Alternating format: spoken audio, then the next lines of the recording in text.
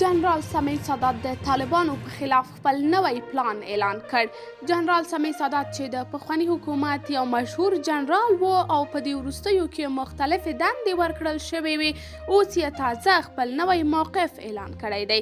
هغه چې اوس د هیواد څخه بهر دی، په خپله لومړۍ مرکه کې ویلي دي چې دی د مقاومت د جبهې څخه ملاتړ کوي او د هغوی په خوا کې ولاړ دی. سمیع سادات دا پریکړه وروسته تر هغه کړې ده چې څو ورځې وړاندې طالبانو د شپږم ټولګي څخه پورته د نجونو په مکتب بندیز ولګاوه او ویې ویل چې د امر ثاني تر امر پورې نشي کولی مکتب ته ولاړې شي.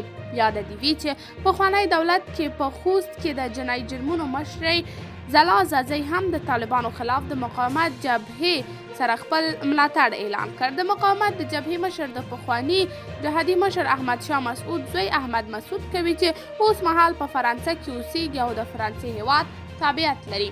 قدرمنو لیدونکو، تاسې د دې موضوع په هکله څه نظر لرئ؟ نظریات مو راسره کمنټ کې شریک، ویډیو لایک او چینل سبسکرایب کړئ.